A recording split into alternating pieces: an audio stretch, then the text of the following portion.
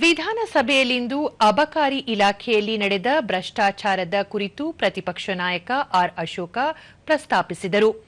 ಇಲಾಖೆಯಲ್ಲಿ ವರ್ಗಾವಣೆ ದಂಧೆ, ಕಾಸಿಗಾಗಿ ಪೋಸ್ಟಿಂಗ್, ನಿಷ್ಕ್ರಿಯ ಪರವಾನಗಿಗಳಿಗೆ ಅನುಮತಿ ನೀಡುವುದು ಸೇರಿದಂತೆ ಹಲವು ಬಗೆಯಲ್ಲಿ ಭ್ರಷ್ಟಾಚಾರ ನಡೆಯುತ್ತಿರುವುದು ಬೆಳಕಿಗೆ ಬಂದಿದೆ.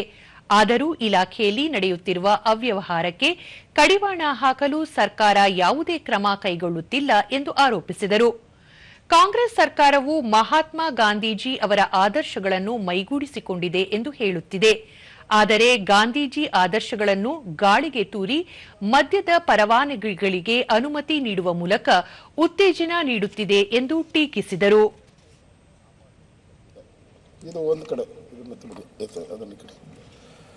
ಈ ಸರ್ಕಾರ ನಾವು ಚರ್ಚೆಗೆ ಹೋಗ್ತಾ ಇದ್ದೀರಿ. ಈಗ ಇದೇನೋ ನರೇಗಾ ಇದರ ಬಗ್ಗೆ ಜಿ ಬಗ್ಗೆ ಚರ್ಚೆ ನಡೀತಾ ಇದೆ.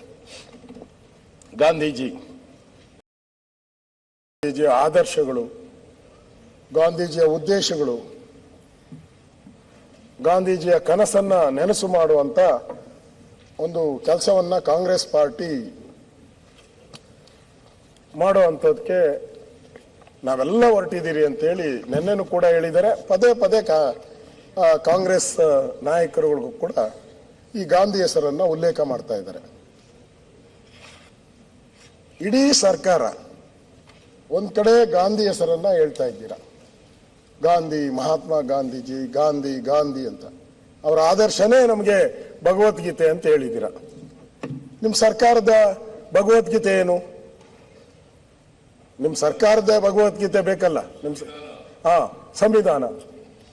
ಸಂವಿಧಾನ ಬರೆದವರು ಅಂಬೇಡ್ಕರ್ ಅವರು, ಈ ದೇಶಕ್ಕೆ ಸ್ವಾತಂತ್ರ್ಯ ತಂದು ಕೊಟ್ಟವರು ಗಾಂಧೀಜಿಯವರು.